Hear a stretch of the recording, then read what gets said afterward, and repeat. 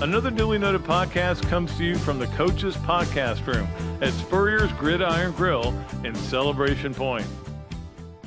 Okay, and welcome into another duly noted podcast presented by Titan MRI from the Meldon Law Dooley Dome Gator Studios. At home again today. We were going to have Patrick Young on today.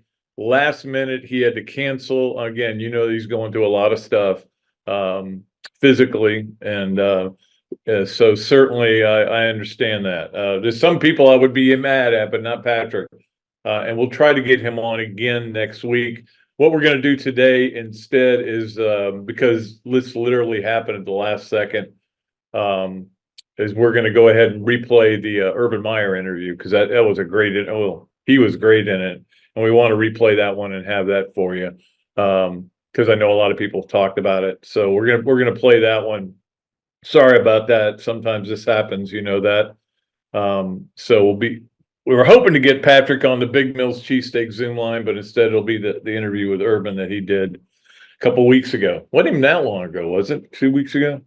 And then, of course, Coach will be in here on Monday, and then we'll see what happens on following Thursday, whether it's Patrick or whether it's somebody else. I know with all the stuff he's got going and dealing with, I had lunch with him the other day, and I felt so bad because he has this hook that pulls his wheelchair up into his truck, and the hook wasn't working. So I lugged the wheelchair around and got it up, and I was cursing myself for complaining about anything, because that guy never complains about anything. But we'll have him on hopefully next week. Let's get to our Process Service of Gainesville starting five and talk about all the stuff that happened, brought to you by Process Service of Gainesville, Scott Hart and the great folks over there who do a wonderful job. We appreciate them as a sponsor. Number one, basketball, getting it done. It wasn't pretty. There were times when I just put my head in my hands, which seems to be the theme this year. They let a lead get away. It's all of a sudden a 1-point game. Missouri's hitting all these hard shots, and you're going, oh my gosh, this team is going to lose to Missouri, which hasn't won a game. And if they do lose to Missouri, guess what? That is why I won't say they're in. But they don't. They win the game. Again, with what happened with Walter Clayton, 14 minutes left in the game, and he gets a fifth foul on a technical. You got to be smarter than that, man.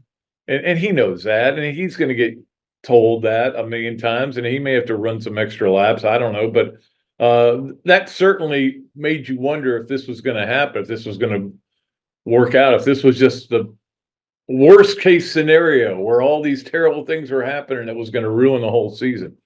But it didn't. They got the job done. The big guys and the older guys, especially pulling, was fantastic in the second half. There's no doubt about, Tyrese Samuel was ridiculously good. I thought Hanlogton was huge. I think he had 12 and 12 in the game. And so they found a way to win. And they've got 20 wins now.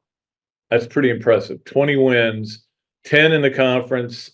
And hey, look, this guy's getting it done. I mean, and they've had a bunch of games they could have lost, and a couple of games they could have won. I mean, I can think of 3 or 4 they could easily have won.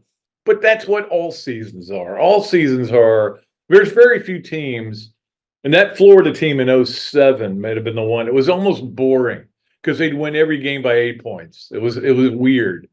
At least it felt that way.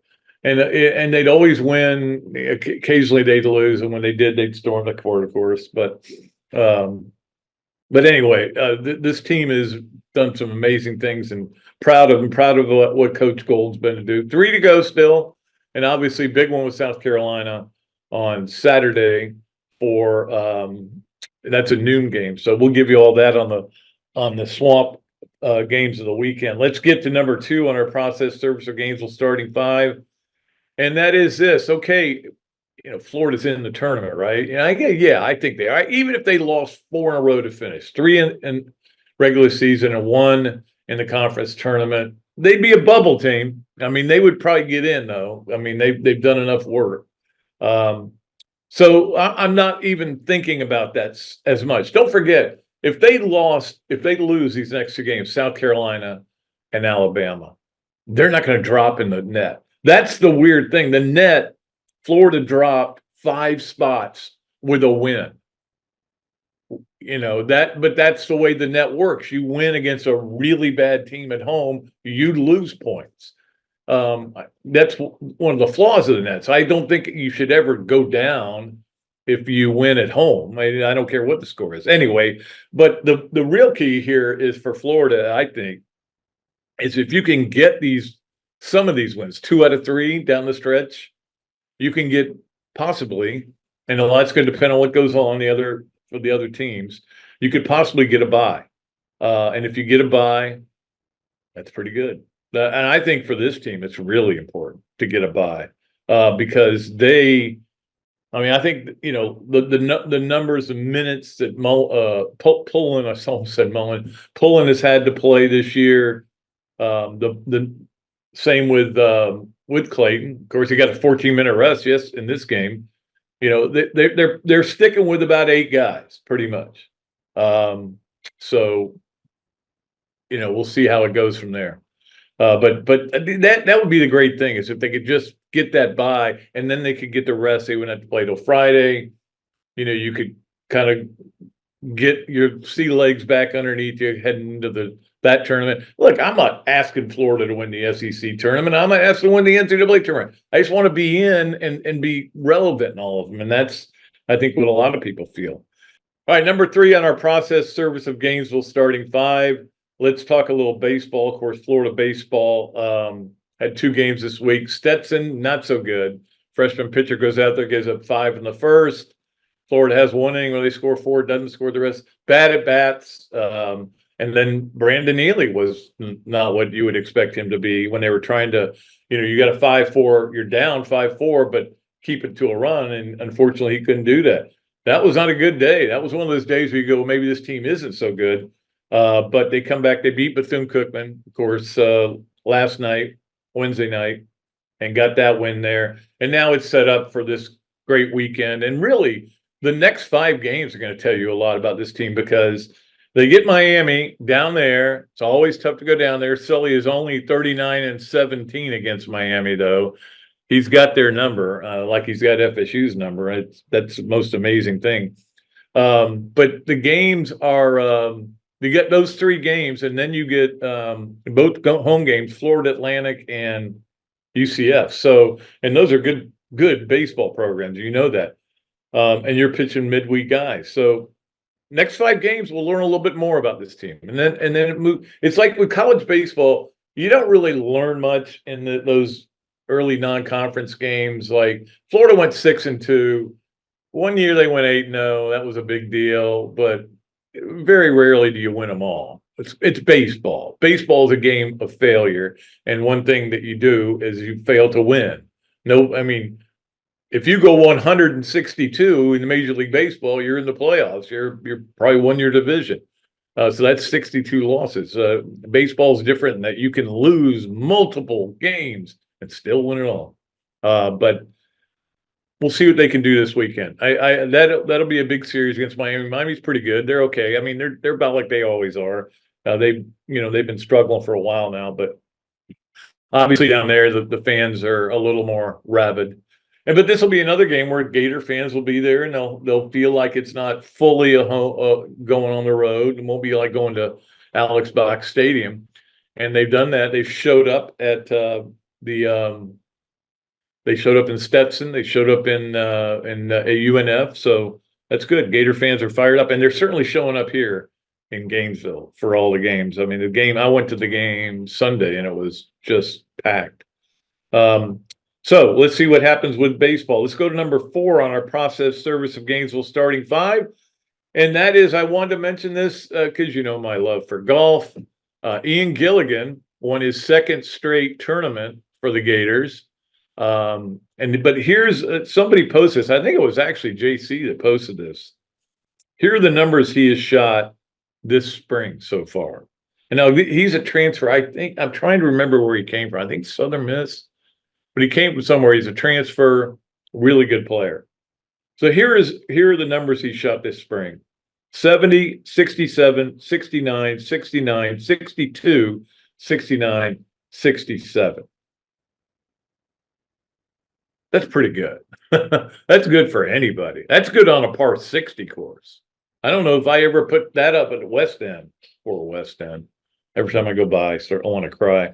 But anyway, Ian Gilligan doing a heck of a job. And because he won the Highlands, he gets an automatic exemption into the Shriners tournament this year on the PGA Tour. So that's cool. I'm happy for him. He's a stud, man. They still got a great team. I know that they lost great players from last year's national champs, but they still have a really good team, and looking forward to seeing where it goes from here. But Ian Gilligan, what a performance by him and winning 2 straight tournaments. All right, let's get to number 5, and that is that the Bill Hancock in his last, I think it's his last rodeo here because he's retiring, has came out and said yesterday that, hey, we're close on 14 teams. And I'm like, I thought 14 was just like a pipe dream, but my first reaction is, yeah, get more teams in, the better, But then I was looking at what they're doing, and what they've decided to do is give automatic bids to 3 SEC, 3 Big Ten, 2 ACC, 2 Big 12, 1 Group of 5, and then the other 3 are or 4 will be all picks, all at-large picks. I don't really like that. I just want to take the 14 best teams. I don't care how many you put it at, how many players you want, how many teams you want. If you want 20, I'll make it 20. I'm fine. More football is good for me. Players are getting paid ridiculous amounts of money anyway. They can work hard for it. But why do we have to guarantee the SEC has 3? Now, I know the SEC will have 3 worthy teams. We all know that. But what if they didn't one year? What if they had a down year? But you still got to stick in, 7-5 Arkansas or something. I guess this makes sense. And I need to kind of think through it a little bit more. But my first reaction was 1 through 14. That's it. Or 1 through 12. Or 1 through 4. Go back to that. Take the best teams. If you're the 4th best team in the Big Ten or the SEC, and there's going to be an argument down at the bottom of it for just a few, like there'll be 3 teams that can get in because you didn't make the top 3 in the SEC, so 3 teams will get in the at-large, and it's a big argument, and then you get left out with like a 9-3 record, like Florida. Florida's a great example. If Florida goes 9-3, I think they could get in, especially if it goes to 14 because of the schedule they play. But it'll be a big debate and everything, and somebody's going to get left out. We're going to start screaming and yelling, and then we'll go to 24. Anyway, it's going to be interesting to see how this all goes. It is kind of amazing to think about how for years we couldn't get 2. We couldn't get a 2-team playoff for years. Back when Florida won it in 96, that wasn't a playoff game. It just happened to turn out that way, and Florida was very fortunate. We finally got to the BCS playoff, and it was just a disaster. Nobody liked it. And then they went to 4 when after they said 2 is plenty. We don't need any more. And they went to 4. And I'm like, okay. And now, of course, going to 12 and now to 14. Who knows when we'll be at 64. But anyway, so it's going to be a lot of fun. I'm looking forward to it. That's the other thing. I can promise you that. I am looking forward to it. I will be watching every one of these playoff games, as you know, because I'm a nut. All right, that's going to do it for our process service of Gainesville starting 5. Again, Patrick Young, not feeling up to it today to do the podcast. And again, what he's gone through, we all know. Try to get him for next week. If we can't, we'll work out something else. But instead, we're going to replay this interview we did last week with Urban Meyer. Really good interview. He's really interesting in it. And I especially like I think the last question I asked him, I thought went really well. So we're going to replay that interview, and then we'll be back with brand new Hesser and Kipke, Adam Tripco to go Gator of the Week, Leonardo's Millhopper Quick Picks, this, that, and the other, Swamp Games of the Week, and one final Pat Dooley story time for Mike Jordan. We'll be back with more on another Dooley Noted podcast presented by Titan MRI from the Meldon Law Dooley Dome Gator podcast room. Hello there, everybody. I'm Pat Dooley, of course, from another Dooley Noted podcast. This is a great Adam Brewer, and he's just opened up a place here, Adam Brewer to go. What gave you the idea to do this, to have a to-go place? We really like the fast concept, being able to get the barbecue. Now we have this new online ordering. So before it was a call ahead carry out, quick service. We have like a curbside kind of a deal where everything's ready to go for you. And then we thought, wow, we have a really great dine-in concept, but how can we make this streamlined for the customer and make it easy and accessible for all parts of town? Adam's Rib Co. to go. Come on down and enjoy it. I was driving behind a lady, and very suddenly she moved out of the way. There was a log laying in the road, and when I hit my brakes, I went on top of the log. I had 280 discs. I just haven't been the same since. Jeffrey Meldon fought for me all the way. Him and his team really went there for me. Throughout the whole lawsuit, he made sure that my bills was paid. It was never no whenever I called him and asked him for something. Call Meldon Law right now. Process Service of Gainesville offers a rapid turnaround on affidavits of service for Gator lawyers locally and nationwide. Our friend Scott Hart offers immediate responses on status requests and is a member of NAPS and FAPS. And he has been a part of the community for almost 2 decades. Need service? Call Process Service of Gainesville at 407-697-9592 or email shartgators, that's G8TR, at yahoo.com. And make sure you ask about the Paralegal Legal Secretary Bonus Program.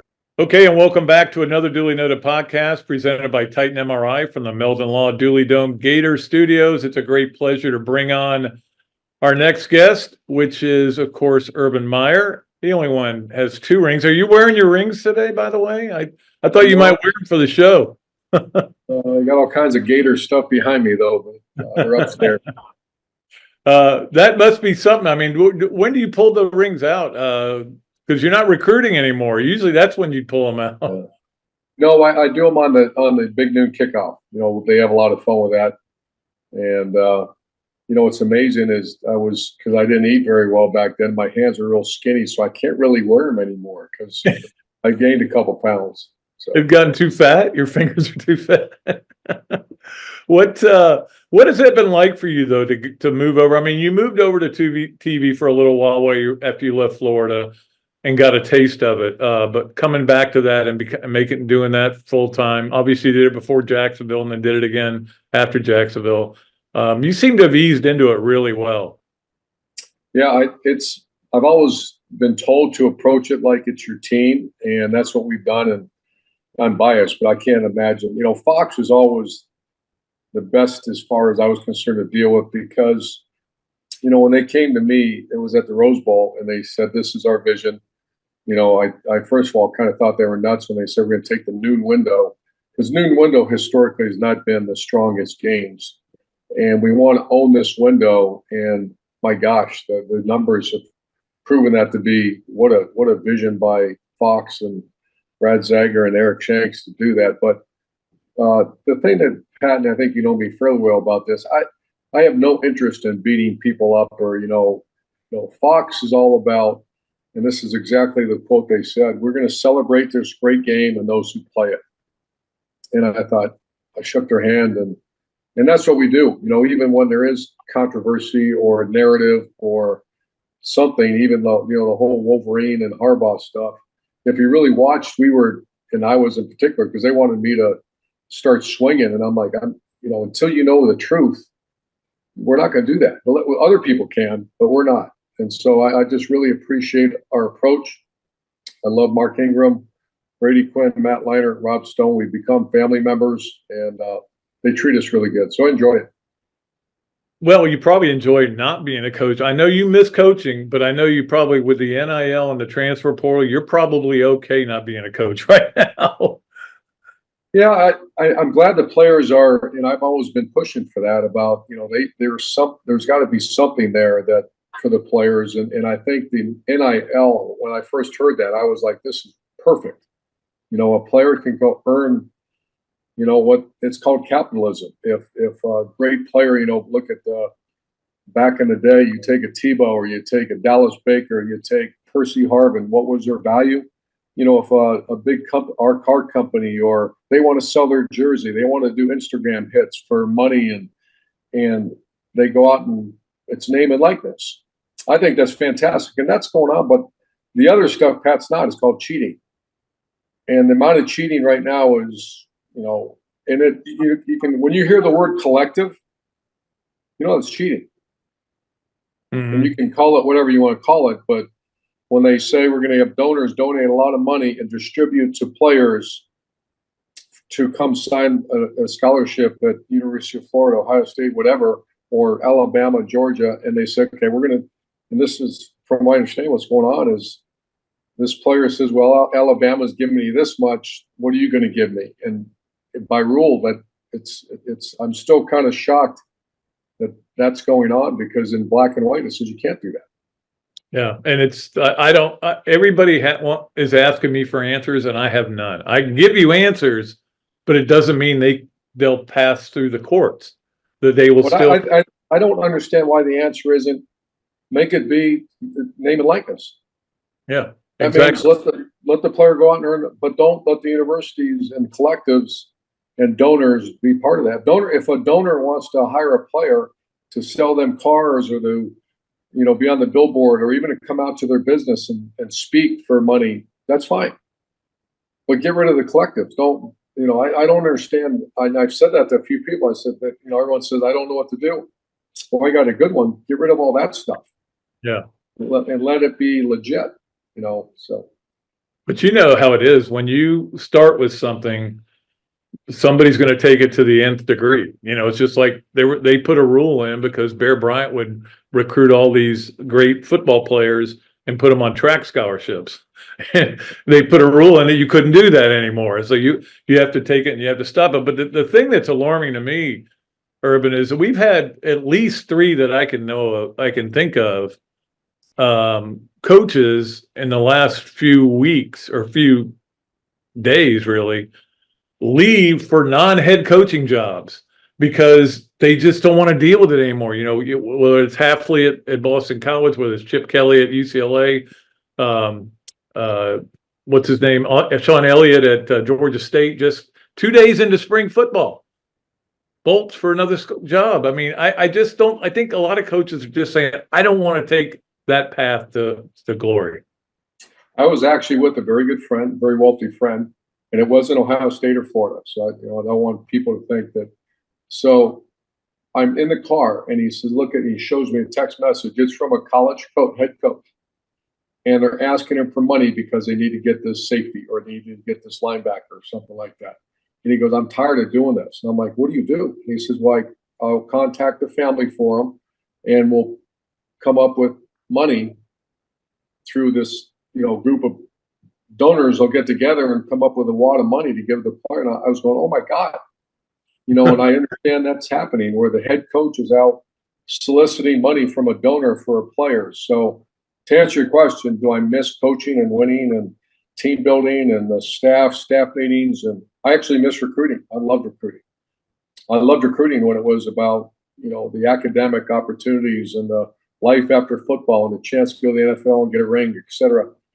But no, when I hear that stuff, first of all, I couldn't do it. I couldn't handle that. No, and there's a lot of coaches that are just saying that they just don't want to deal with it anymore. And I think it's making the NFL way more attractive even more attractive than it used to be. Let me ask you this. I want to get to your 06 and 08 teams in a minute, but I wanted to ask you about Ryan Day. And certainly they're all in on this, bringing Chip Kelly in, spending $13 million on players. They're all in on it. How big a deal is this for Ryan Day this year? Well, it's the rivalries at Florida or Tennessee. I mean, when I first got there, it was kind of hit me in the face. So that Tennessee, you have Georgia, you have Florida State, oh, by the way, Miami's a rival, and so is kind of LSU. And you're like, kind of, I think we're all created to know who an enemy is and go get that enemy. It was a little more difficult at Florida. At Ohio State, the enemy it's very clear who the enemy is, and the enemy's beat us the last 3 times. Yeah. And as a result, that place, like I can't imagine, Gainesville, we lost to Georgia that one year, and it just maybe I'm over dramatizing it, but it was awful. Especially the old Gators, you can't lose to Georgia. You just can't lose to Georgia.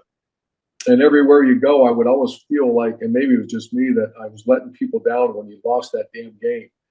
Ohio State, just because there's only one rival, I mean, it's awful. And so what happens is the donor base or alumni base, the coaching staff, the AD, everybody, man, it just closes on you. And so you have to go beat that team. And so to say they're all in, they're always been all in. Yeah. But is there a little extra urgency? I imagine there is. Absolutely. Let's talk a little bit about the 2 national championships in the 06 and 08. And I was telling somebody the other day, I go, you can't even compare 06 and 08 because they were such different teams. 06 was built on defense. 08 was built on Tebow and Harvin and an offense that could really score. A great defense, but that 06 team could not have scored, as many points as that 08 team did. No, the 06 team, if you remember, there was at times, we were making changes offensively, almost made a quarterback change. And, we were bumbling along offensively, playing not good defense, great defense. And those are, really good players on defense. And you had Charlie Strong and Greg Madison running the defense. And then, Tebow came in and we started doing the curveball. And that was Tim would come in situations, play about 15, 20 snaps a game. And I had a D coordinator early in the year tell me how hard it is to pair 2 offenses, because you got the pure spread with Tim in there. And then you got the spread with more pass emphasis with Chris Leak in there. That's really hard to stop. Now, it's also hard to practice as an offensive coach. So we were very succinct about how we would practice and they stayed healthy, thank God, because if your guy gets hurt, then you got a problem. But very unique team, a team that had a heart of a lion as that team. And I give Brandon Seiler that Netflix. I thought they did a great job detailing how powerful Brandon Seiler was, because without Brandon Seiler, there's 0 chance we win that national championship, because he was the guy that said, follow along. We're going to do it this way. All he had to do, because it was different. The way we practiced, Pat, was really, really hard. The way we trained guys in the offseason with Mick was really almost beyond what any other schools probably did. But Brandon Seiler was the guy that said, we're going to do this. And if you're not going to follow along, you're going to meet with me. He actually went after some of the players to rally them up. And that team had a heart of a lion. And the 08 team was just incredibly talented. That was just putting a lot of guys in a lot of places. I don't know. Carlos Dunlap doesn't get suspended, you probably win a 3rd national championship. At least that's what I've always told people. I think the 08, I'm biased, and I wear my feelings on the sleeve a lot to people. And to me, it's hard to say that's not one of the best top 2-3 teams ever to play the game. Let me go back to something you said about the 06 team. You said you were talking about making a quarterback change. Were you thinking about making Tebow the starter at any point? Yeah, because we started struggling a little bit offensively, and then we lost to Auburn, and we were kind of. I think the story was in Netflix, but we lost Auburn, and there was almost a fight. There was a fight in the locker room, and Seiler went after a bunch of the offensive players, and we were not the toughest group. We weren't the. Defense was tough. You had think about those players. Ray McDonald and some of those guys were just tough hombres. And Reggie Nelson, and you had 2 good corners. You had Ryan Smith. And so we had really good players. And on offense, we had good players, but we weren't the most rugged group. And they got called out. And I remember Charlie Strong, Coach Strong, grabbed me and said, we better break this up. And I did for a second. I said, all right, great. I want to hear this. Keep going. Let's get it all out in the open. So for about 20 minutes after that loss at Auburn, it was some things said. I don't think anybody really got into it, but I mean, it was close. And that was like almost, that was a cleansing. We got on the plane from that point forward, and there was no secrets anymore. It was all, hey, offense, you better get your ass together. We better get going. We better toughen up. And if we don't, and then we as coaches said, do we need to make some changes? And we ended up coming close to making some changes, but we didn't. You ever regret coming back for the 2010 season? Coming back to, yeah. I just regret the whole end of my time at Florida. I do. Is that part of it? No, I wish I came back with a more sting and did a better job as a coach, and our staff did a better job, because I think we won 8 games. But it was amazing in 2000. Actually, yeah. What was that? 20, yeah, that's right. Yeah, 8. Yeah, we won 8, but we were also in the hunt for the SEC championship. Yeah. If we beat South Carolina, we win that game. And remember, Andre DeBose ran that kickoff return back for a touchdown. And so as much as we lost all those good players after 08, let me see here, 08, 09. After 09, we went, 26-2. And then we come back in 2010, and we were just, we had quarterback issues, other issues, but we were still right there. So my biggest regret is not finding a way to beat South Carolina and get in that SEC champion. Yeah, that was interesting, certainly. We played this game we call Yes, No, Where, Maybe. 3 quick questions, and you just have to answer them. Yes, no, where, maybe. It's brought to you by Big Mills Cheesesteaks, street dining done the right way. If you go in and say, hey, I listened to that Dooley Noted podcast with Urban Meyer, you get free fries with your order. Okay, number 1, your golf game has improved since you've retired from coaching. Yes. Significant. You hit it a long way now, I can tell you that. Not anymore. You're like me. Have you moved up to the silver tees yet? Or are you waiting? I wish. I can't wait. I sometimes play those whites, but yeah, I don't have the same distance. But I'm playing. Pat, when I coached, I probably played 5 times a year. I'm playing 100 rounds of golf now. Wow. All right. Well, next time you're up here, then we'll go play. But I'm telling you, I'm hitting from the senior tees. Are you? How old are you, Pat? I'm 69. I have 2 knee replacements. So. Well, you look great. Well, thank you very much. So you do too. All right. Number 2 on Yes, No, Where, Maybe. Sometimes when you were watching the Netflix special on Swamp Kings, you wince when you watch the mat drills. Maybe. Maybe. There's a couple of moments where I was like, man, that was pretty rugged, but it was a different time. Obviously, you can't do that now. I mean, you can't even think about doing that now. But I kind of grew up in the Navy SEAL, Special Forces mentality, and that's what it was. If someone asked me about that, especially after the show, and our mentality was that it was a crucible of training, make it as hard as humanly possible, so that the marginally committed player leaves.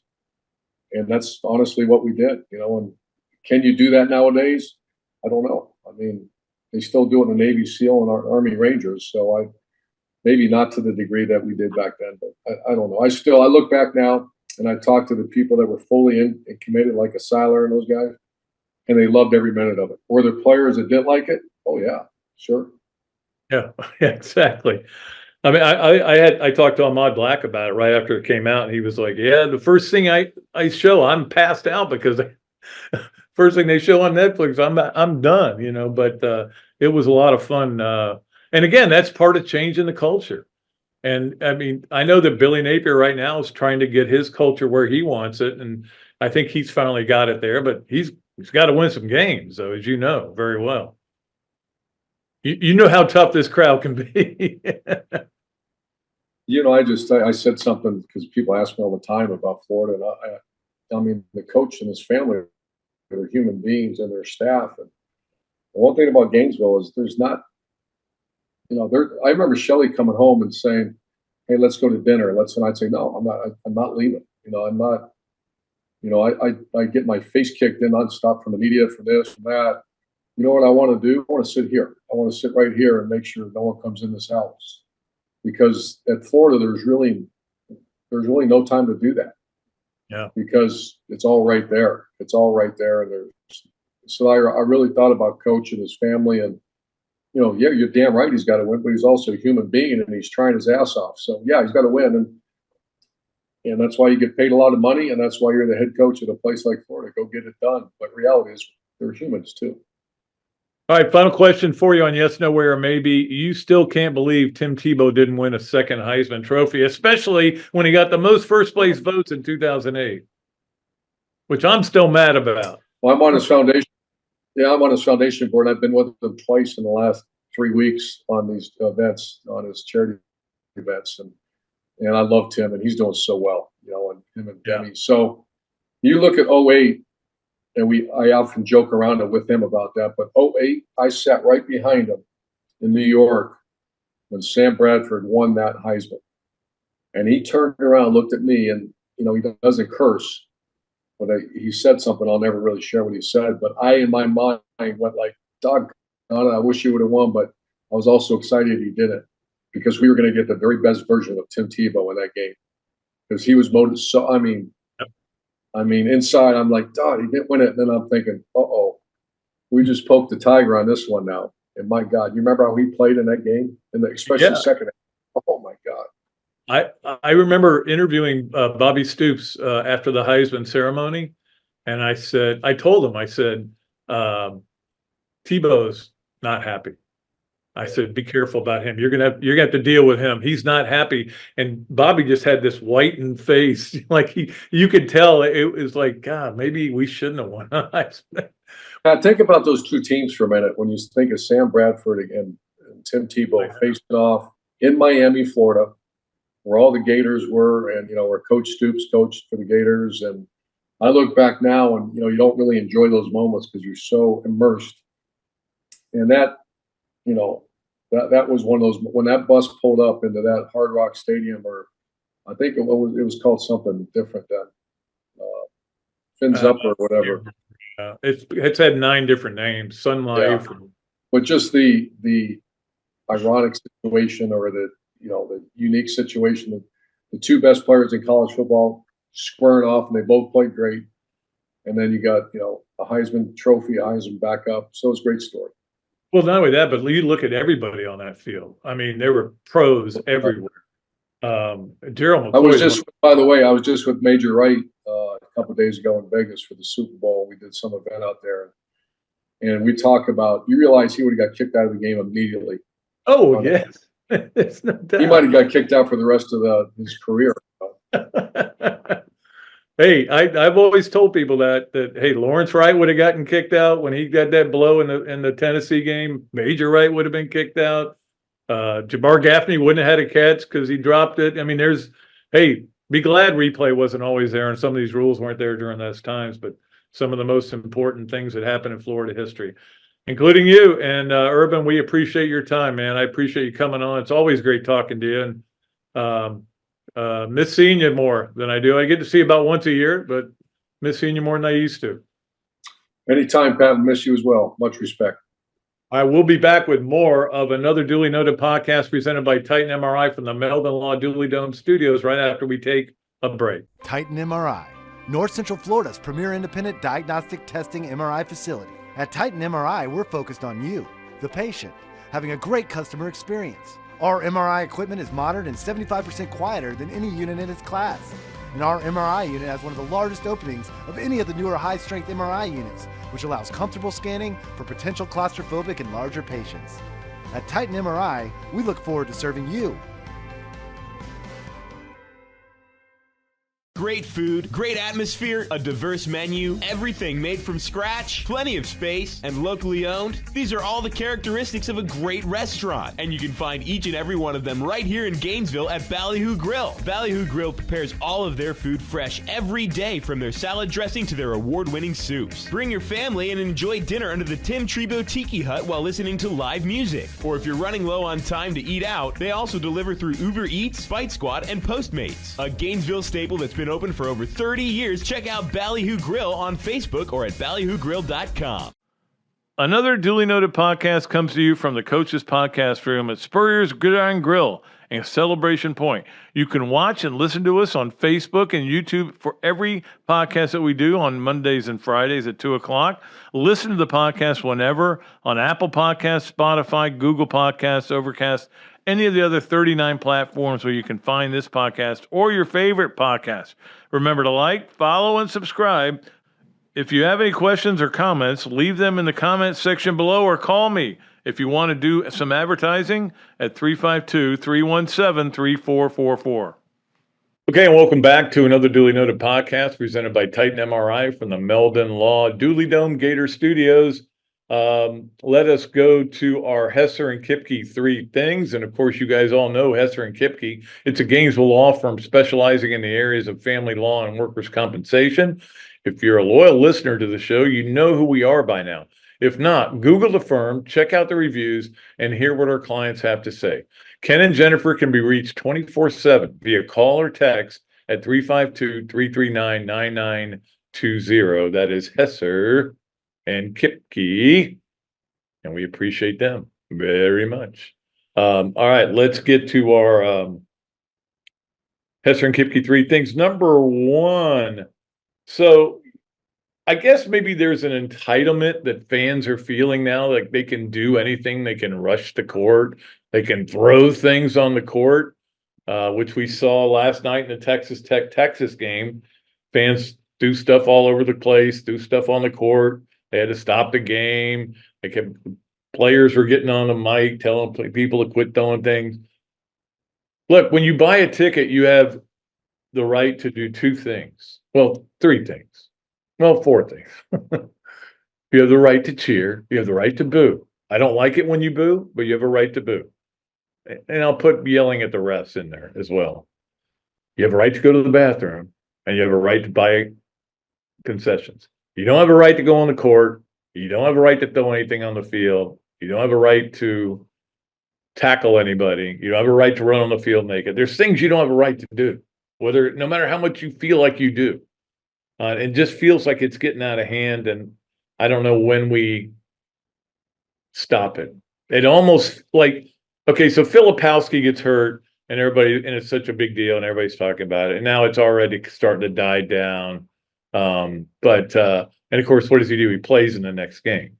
Now, so there's going to be a lot of people saying, yeah, he wasn't hurt. Well, it doesn't matter. It doesn't matter whether he was hurt or not. You saw what happened there. You saw people, the mad rush. It's that we've got to do something about it. We've got to solve these problems. And don't forget that all of a sudden we have all these problems with beer being served in the arenas and stadiums. So I'm anti-beer. You know better than that. But yeah, I don't know. Maybe it is a coincidence, maybe not. But we've had problems before.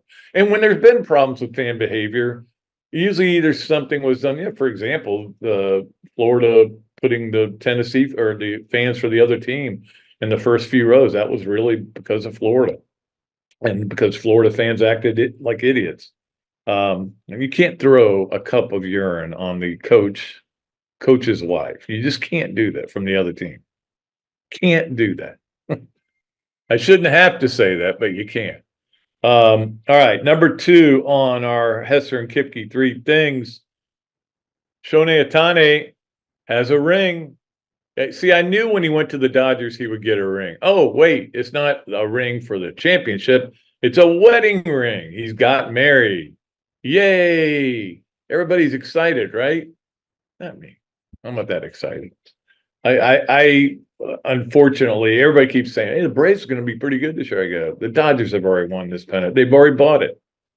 The Dodgers scare me when they didn't have these players. But anyway, and Ohtani said, respect our privacy. I don't want any unauthorized interviews. And I'm like, and you think the media in the United States is tough and bad and intrusive. In Japan, I've seen them on the covering guys in golf tournaments, and it's like 90 of them rushing after him every time. So we'll see how that all goes. And hopefully he has a lovely wedding and strikes out against the Braves every time.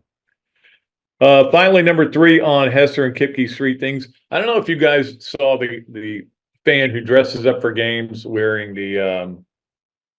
the wolf suit, and he is a Chiefs fan, and he calls himself the Chiefaholic and everything. His name is Xavier Babadou, and he is in jail now.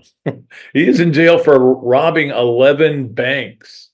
Now, when you get to the 11th bank, you've developed a pattern. You're not going to grow up and split an atom, okay? You're going to be a bank robber. I watched this movie called Bandit, I think it was called, and it was Josh Duhamel, how do you say his name? Duhamel. And it was pretty good, but that's what he did. He just robbed banks. But I don't think Xavier is going to get away with this. And Xavier, you're a very bad man. I'm telling you, Xavier Babadou, you're a very bad man. All right, so 11 banks robbed, but he's won some championships. He's probably stolen the rings too. Let's get to our Adams Ribco to go Gator of the week. Always love us a little Adams Ribco to go. In fact, I'm kind of in the mood for ribs right now, so we may have to do that. I think it's like a Pavlovian thing. Every time, because I can't make I guess I could make it where that ringing bell is somebody sending me a text, and I shut my phone off, but I get them here. So, and maybe when it rings, I want Adams Ribco ribs. But anyway, our Adams Ribco Gator of the week, to me, there is no question. Tyree Samuel, what a game he played. What a day he had. 28 points. Just did it all and saved Florida, because I mean, when they lost Clayton, man, they were struggling on offense. The thing that I loved about this team, though, is they worked hard on the zone defense that they knew they were going to see from Missouri. And at first, it was giving them a little trouble when Missouri first went to it, and then they adjusted, and it was like stealing money. They made 6 of their last 8, I think 11 of their last 14 or something like that. And that's what allowed them to win the game. So, and Tyree Samuel was on the receiving end. That Will Richard pass might have been the best, and I'm counting Jason Williams' passes in there. That might have been the best pass I ever saw. Because if you look at it, he's got to wrap his arm around the defender to get it back over here on the layup for Samuel. Just an incredible play. So Tyrese is our Adams Ribco to go Gator of the week. Appreciate Tyrese, boy. What a acquisition he has been. Let's get to our Leonardo's at Millhopper quick picks. I'll make it simple for you today. Florida is playing South Carolina. It's at South Carolina. All right, I'm going to give Florida 2 points. That's going to be my spread. Yeah, that's what it's going to be. 2 points. And you just pick it, Florida or South Carolina, and we'll have a winner coming up. And we'll have some of these Patrick Young signed books that we're going to give away as well. I bought a bunch of them from him. And but one was for my tournament. One idea was for my tournament, and the other was to be able to do it on this show. And then I already gave one to a friend that I thought would love to read about it. So it's pretty cool. We'll talk to him more about it when we get him on. All right, so that is our Leonardo's at Millhopper quick picks. Appreciate Kyle Cohen over there. Let's get to this, that, and the other. This, that, and the other is brought to you by Ironwood Golf Course, home of the Bob Dooley Invitational, by Ballyhoo Grill, home of my bar stool, and by Darshackow Insurance, home of great insurance. And they do a great job. This, that, and the other. Billy Napier, listen to you guys. You're complaining about what you're complaining about. Defense, special teams, strength coach, right? Went out, got it all, man. Got good coaches, trying to make his team better, trying to get things done the right way. That's the this. The that is, then guys started leaving again. You lose your strength coach after 5 weeks. What is going on there? Of course, the other is now they've lost their main recruiter, the guy who was I guess it was like development of players, but I don't know. He was just mainly a recruiter. So he went to Texas A&M. And I don't know what's going on over there. I mean, I really don't. I mean, but this is college sports. I mean, South Carolina's got a merry-go-round going with coaches right now, assistant coaches. It happens everywhere. Eventually, you'll start the season and you'll have all the coaches you need and you'll play the games. And, in the end, it comes down to who's got the best players. You know that. I know that. Coaches are there to recruit and to try to develop. Not everybody wants to develop. Anyway, we'll see what happens there. All right, let's get to our swamp games of the weekend. It'll be a fun weekend. Boy, it was good last night to have the Gator baseball on one TV and the basketball on another TV. And I was thinking to myself, oh, wait a minute, Auburn, Tennessee's going on right now. I need a third TV. And I said, nah, I'll watch the end of it. That's all I need to do. But I did do that. So this weekend, just to give you, these are the highlights to me. One is, of course, Gator baseball. Florida baseball plays Miami 3 games, but you have to have the ACC network to watch them. Well, I do have the ACC network. I have everything, I think. But I don't think I have ACC Plus. I will be finding that out Friday night. Although actually Friday we are going, Robbie and I are going to Martin Fennelly's Celebration of Life. So I probably won't watch the game Friday night. Yeah, I'll be doing stuff with other people. But Friday night game is on the Plus. Saturday's game is on regular ACC network. And then Sunday's game is on the Plus. So if you get all the channels in the world, you can watch it. If you don't, probably going to be mad. Just listen to it. Listen to the dulcet tones of Jeff Cardozo. And I don't know if Castaldo's doing it with him or Steve Russell. I'm not sure, to be honest with you. I'll find out today. Okay, so let's get to the basketball. Of course, Florida, South Carolina is a noon game, and we'll be coming back from that. But Robbie likes to get up early and drive, so I'll be fine. In fact, he may want to go at 7. I'll be back in time for the noon game. Florida, South Carolina, it's on ESPN. They're treating this like a pretty big game. And look, I want them to win. I didn't think they could win at Alabama, and they almost did. I didn't think they could win at Kentucky, and they did. So, I mean, maybe they can go off and win this game. I mean, South Carolina's good. Everybody on their team, they're kind of like Florida in that they've got a lot of ways to beat you, and they pound you with their size. They've got a lot of long, big guys. So it's almost a matchup of 2 teams that are very similar and really have very similar records as well.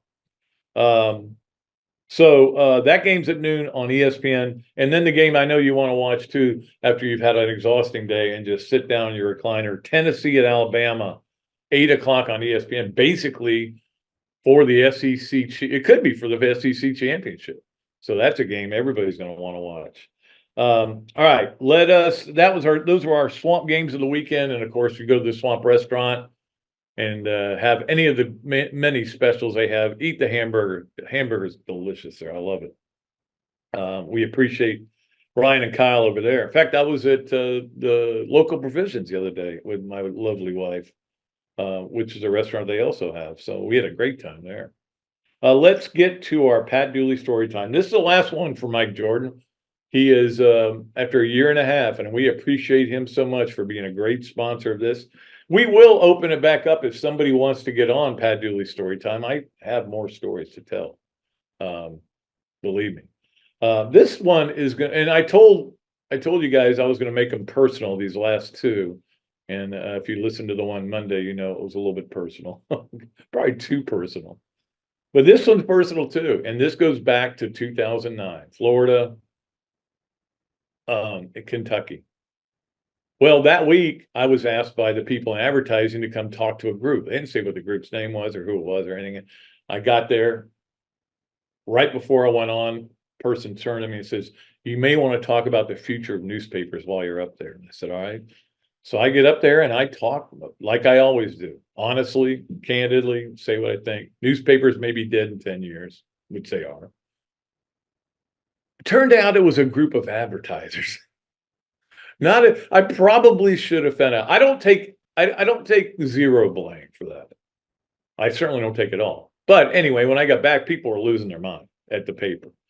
And I'm getting ready. I went home, and then as I'm getting ready and I'm driving down to Ocala to give a speech, I get a call from Arnold Feliciano. You have been suspended without pay for 1 week. Wow. Really? Pretty upsetting. I've never been fired from a job in my life. Never been suspended from a job. Suspended 1 week without pay.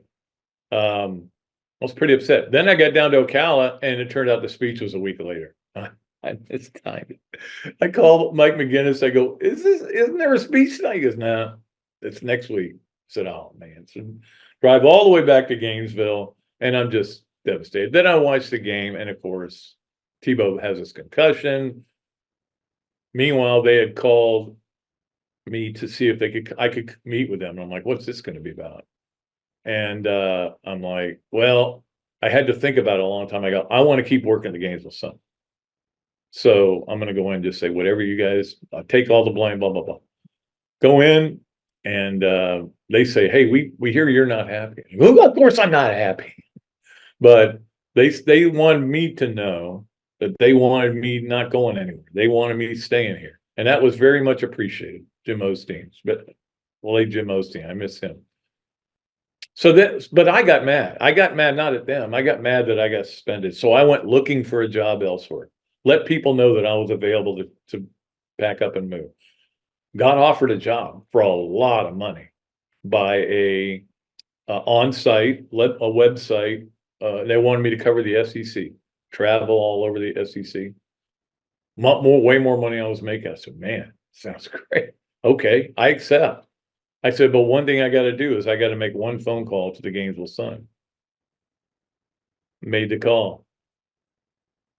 The editor or the publisher of the paper walked into the room when they were discussing my demand for more money.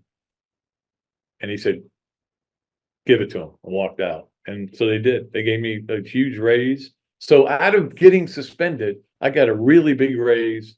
And I was very happy to work there for the rest of the time I did. And I look, as you all know, newspapers did die, and for the most part. And I got out just in time, took the big buyout, got out, and I'm happy. And I'm happy to be doing this podcast twice a week, and we'll continue doing it. And we'll see what we have for next week. Well, we know Coach Spurrier will be there Monday, and then we'll see what happens with Patrick. Again, he just wasn't up to it today, and I understand totally. But we'll try to get him on again on next Thursday. But otherwise, we'll have a different guest. And we do appreciate Patrick for making the effort, because I look, it's rough for him, and I know that. Appreciate Zach for dealing with all the things I do, including the fact that my phone rang 8 times while we were doing the show. But that's going to do it for today's show. We'll be back Monday with Coach Spurrier. Until next time, I am Pat Dooley. I am deep. I am way back, and I am out of here.